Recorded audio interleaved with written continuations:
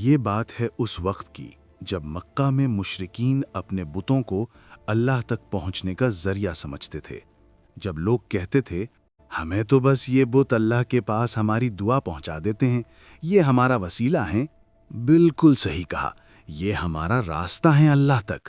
یہ بات ہے اس زمانے کی جب یہودیوں نے اللہ کے بارے میں عجیب عجیب باتیں کہنی شروع کر دی تھیں۔ عزیر اللہ کے بیٹے ہیں، اور نصارہ کہتے تھے مسیح اللہ کے بیٹے ہیں۔ مکہ والوں، میں ہوں عبداللہ بن سلام، اور آج میں تمہیں بتاؤں گا اس سورہ کے بارے میں جو اتنی چھوٹی ہے کہ صرف 4 آیتیں ہیں، مگر اتنی عظیم ہے کہ رسول اللہ صلی اللہ علیہ وسلم نے فرمایا قل هو اللہ احد 1/3 قرآن کے برابر ہے۔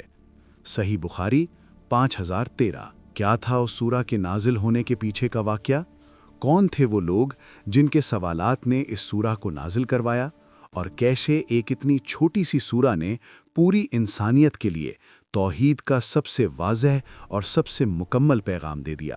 آج ہم جانیں گے سورہ الاخلاص کی مکمل کہانی۔ دیکھیے، اسکالرز کہتے ہیں کہ سورہ الاخلاص 2 اہم وجوہات کی وجہ سے نازل ہوئی۔ مکہ کے مشرکین نبی صلی اللہ علیہ وسلم کے پاس آئے اور انہوں نے کہا، اے محمد، تمہارا یہ اللہ کیسا ہے؟ سونے کا ہے یا چاندی کا؟ کس چیز سے بنا ہے؟ اس کی صفات کیا ہیں؟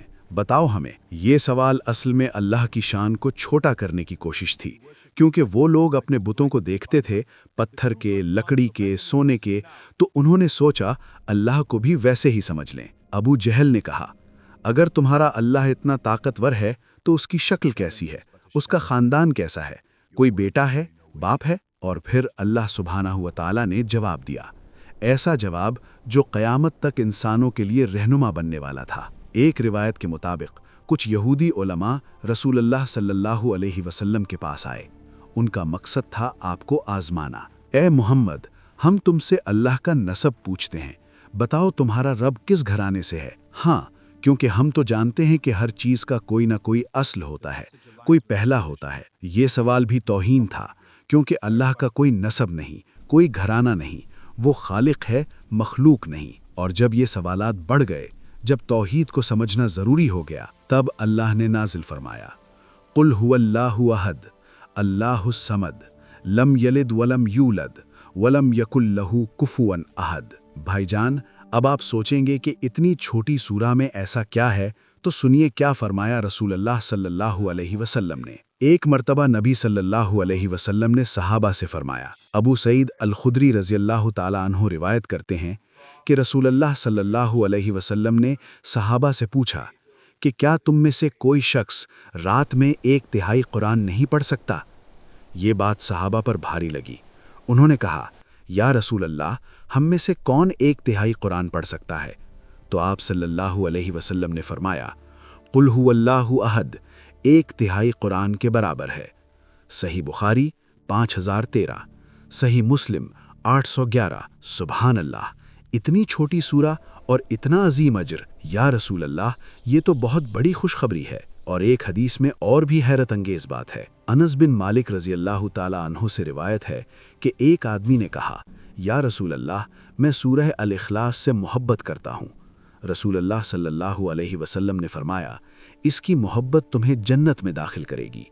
صحیح بخاری 6329۔ سوچئے، صرف ایک سورہ سے محبت اور جنت۔ اور سنیے یہ، ابو ہریرہ رضی اللہ تعالیٰ عنہ سے روایت ہے کہ رسول اللہ صلی اللہ علیہ وسلم نے فرمایا، جو شخص 10 مرتبہ قل هو اللہ احد پڑھتا ہے، اللہ اس کے لیے جنت میں گھر بناتا ہے۔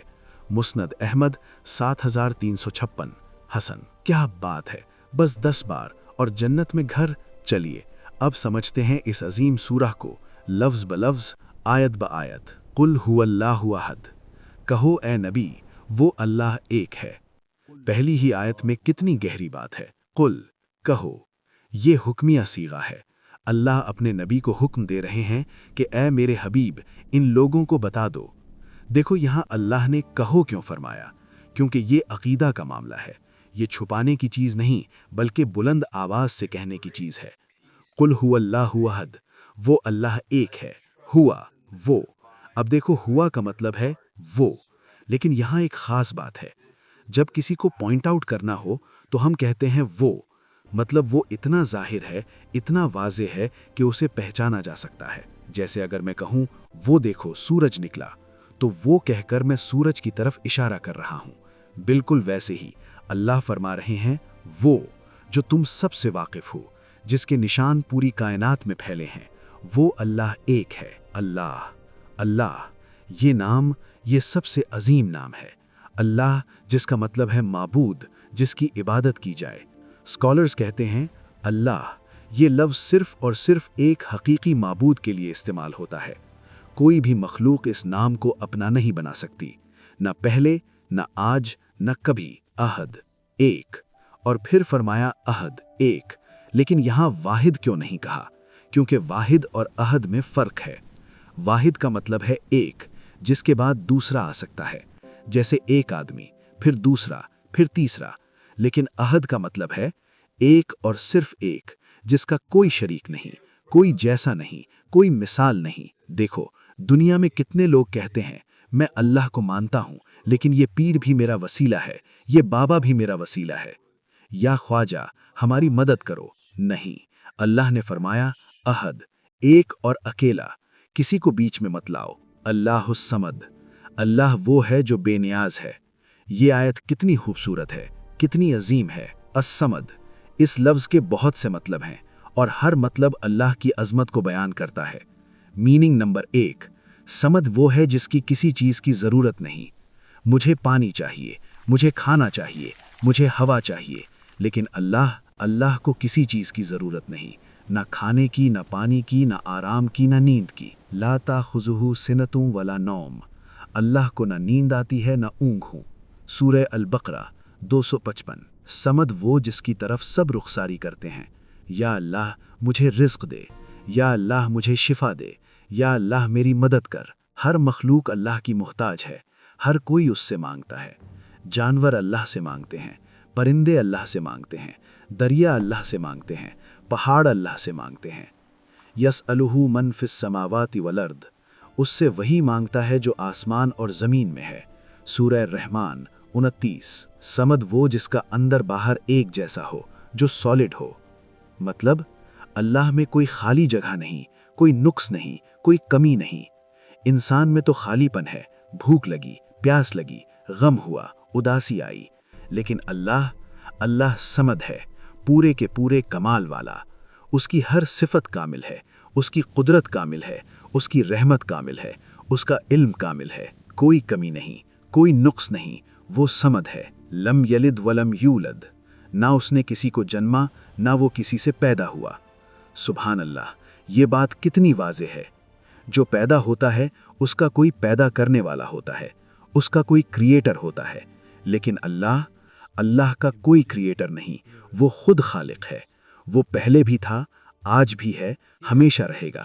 اس کی کوئی ابتدا نہیں، کوئی انتہا نہیں۔ ایک بار ایک آدمی نے امام احمد بن حنبل رضی اللہ تعالیٰ عنہ سے پوچھا کہ اللہ کہاں ہے؟ امام احمد، پہلے یہ بتاؤ کہ اللہ کب سے نہیں تھا؟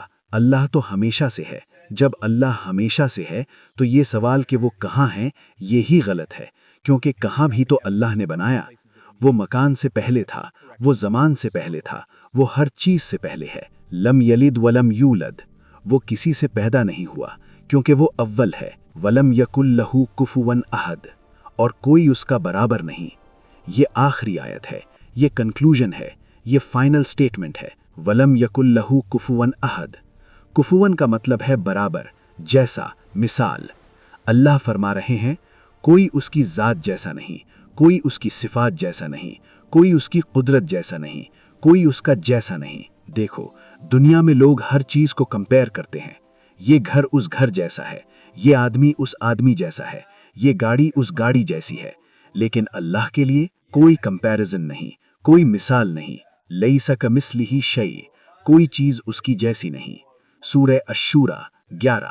ابن عباس رضی اللہ تعالیٰ عنہ کہتے ہیں کہ جب تم رات کو آسمان کی طرف دیکھو، چاند اور ستارے دیکھو، تو سوچ مت لینا کہ اللہ کا عرش اتنا ہی ہے۔ جب تم پروتوں کو دیکھو تو سوچ مت لینا کہ اللہ کی عظمت صرف اتنی ہے۔ اللہ کی عظمت کا کوئی اندازہ نہیں، اس کی ثنا کا کوئی شمار نہیں۔ वलम यकुल लहू कुफुवन अहद, कोई भी अल्लाह जैसा नहीं। तो ये थी सूरह अल-इखलास की तफसीर, ये थी उसकी तफसीर, ये थे उसके सबक। लेकिन सवाल ये है कि ये तो 1400 साल पुरानी सूरह है, ये हमारी जिंदगी में कैसे काम आएगी? तो सुनिए, इस सूरह का सबसे पहला सबक ये है कि अपनी तौहीद की हिफाजत करो। या गरीब नवाज, मेरी बेटी की शादी करवा दो। या दाता साहिब, मेरे बेटे को नौकरी दिलवा दो। भाईजान, ये क्या हो रहा है? अल्लाह ने फरमाया, कुल हुवल्लाहु अहद, एक। फिर तुम्हारी दुआ किसी और से क्यों? समझो, पीर, वली, बुजुर्ग, ये सब अल्लाह के नेक बंदे हैं। उनकी मोहब्बत करो, उनका एहतराम करो, लेकिन इबादत सिर्फ अल्लाह की, दुआ सिर्फ अल्लाह से, मदद सिर्फ अल्लाह से मांगो। इय्याका नअबुदु व इय्याका नस्तईन, हम सिर्फ तेरी